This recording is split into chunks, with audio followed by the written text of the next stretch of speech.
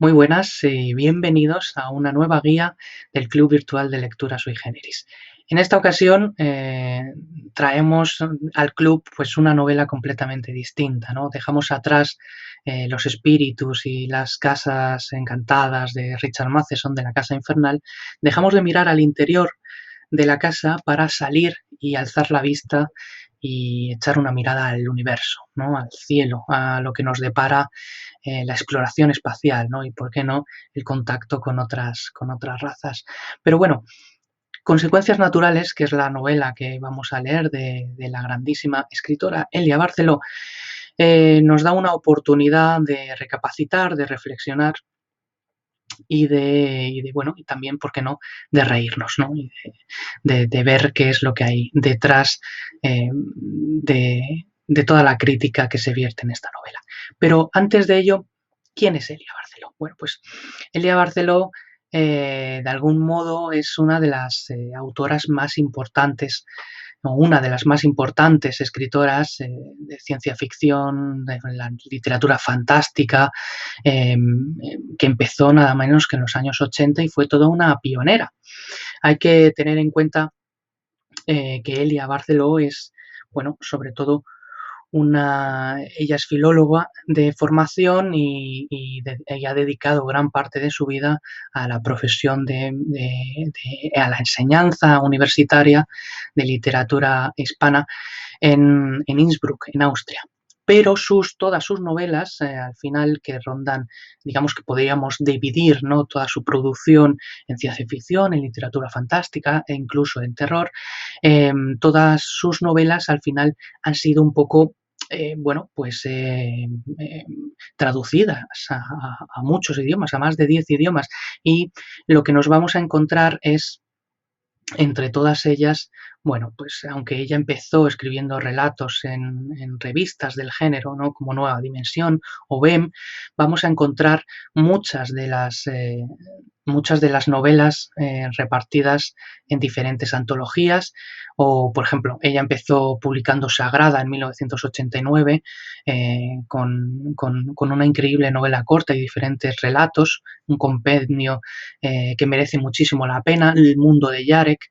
Después de un silencio narrativo dio el salto a la literatura juvenil y ahí escribió maravillosas obras como puede ser Cordeluna o la trilogía Anima Mundi, que le ha valido tantísimos premios, e incluso otras obras como La maga y otros cuentos crueles.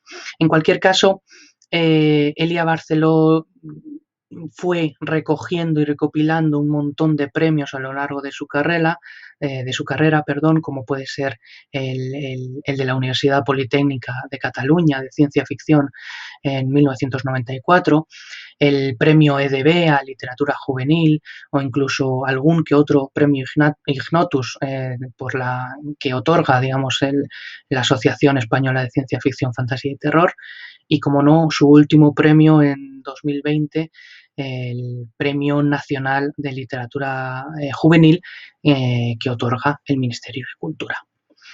En, antes de pasar, digamos, a la novela, a Consecuencias naturales, sí me gustaría hablar un poquito de lo que entendemos por ciencia ficción y feminismo, ¿no?, que es donde podemos englobar Consecuencias naturales. Donna Haraway, que la tenéis aquí, es una gran pensadora, es una teórica, una bióloga también, es una teórica feminista, que nos habla en muchos de sus ensayos, nos habla, por ejemplo, en Las promesas de los monstruos, nos habla del concepto SF, en el sentido de science fiction, pero también habla de futuros especulativos o ficción especulativa. Bueno, en cuanto a ciencia ficción, lo que ella nos dice es que es el caldo de cultivo perfecto para justamente hacer crítica social y crítica feminista. Y que además ella, cuando habla de inadaptados o de personajes inadaptados o de inadaptables, nos dice que son aquellos que están dentro de un sistema pero que no terminan de acoplarse a la norma. Y es justamente lo que vamos a encontrar en Consecuencias naturales, ¿no? Ese tipo de personajes inadaptados que al final son los que mueven el motor de la ciencia ficción. Y en cuanto a esta crítica social y feminista clara en la ciencia ficción, bueno, hay un montón de obras que dan claro ejemplo de ello, ¿no? Pues bueno, como pueden ser pues El cuento de la criada o El año del diluvio de Margaret Atwood, o incluso El núcleo del sol de Johanna Sinisalo, o Voz de Cristina Dalcher. Estos son algunos ejemplos, pero hay muchos más. Quizá los últimos ejemplos aportados a la literatura en los últimos años, ¿no? Pero digamos que en cuanto a consecuencias naturales, ¿qué es lo que nos vamos a encontrar de este tipo, ¿no? Bueno, de este tipo de ciencia ficción crítica? Bueno, pues justamente nos vamos a encontrar, digamos, esa sociedad que ya llega a explorar el universo y que además está altamente avanzada en cuanto a igualdad. Y en ese contexto nos vamos a encontrar a un personaje, Nico, un personaje masculino, tremendamente machista, pero es un poco anacrónico en ese mundo, pero que podía ser perfectamente vigente, por desgracia, en nuestros días, ¿no?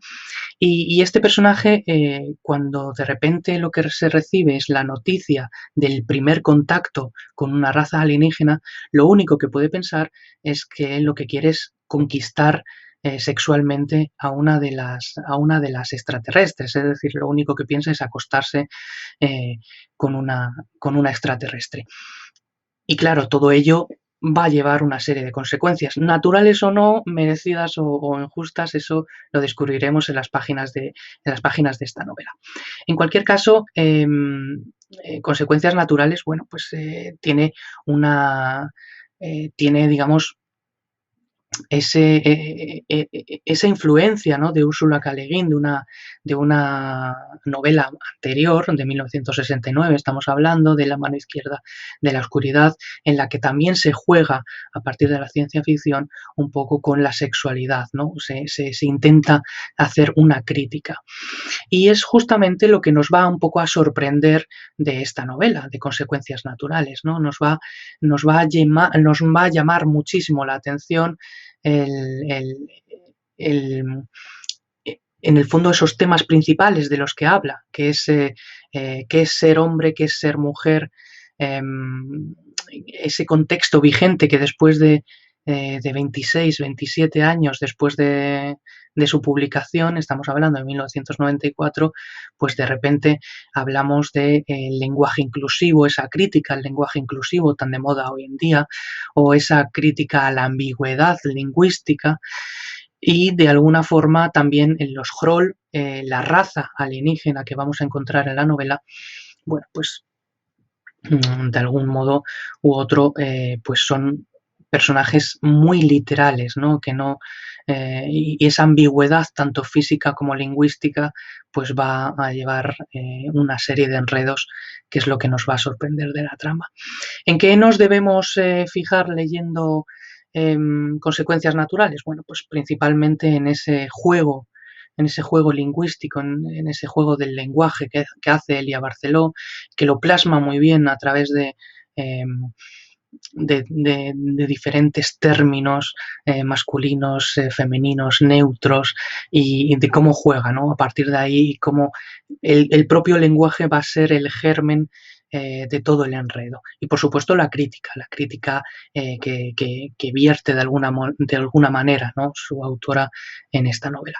Para complementar Consecuencias naturales, que no deja de ser una novela corta, vamos a leer también otro texto de la autora, en este caso un relato. La estrella, que fue Premio Ignotus de 1991. La estrella lo que nos cuenta de alguna forma, que además tiene en común con Consecuencias naturales, pues, bueno, pues justamente eso, ¿no?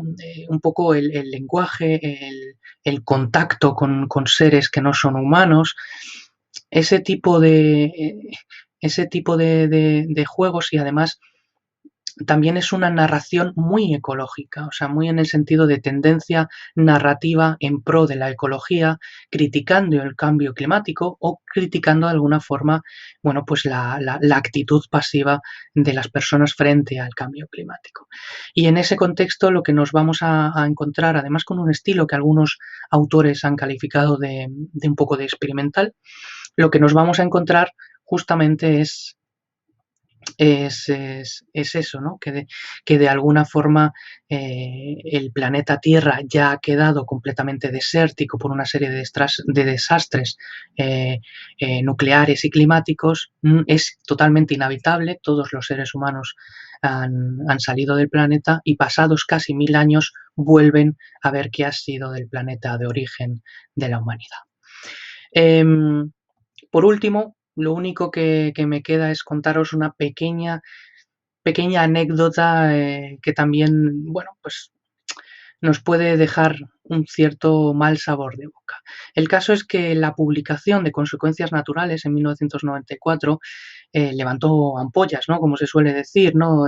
Sintió bastante, o sea, sentó bastante mal a la comunidad fandom. Cuando hablo de fandom me refiero pues a ese conjunto de aficionados a la ciencia ficción española, que en los años 90 pues muchos se comunicaban a través de revistas como Nueva Dimensión, BEM o incluso a través de la Asociación de Ciencia Ficción Española. Levantó ampollas y se entendió mal porque antes de verlo como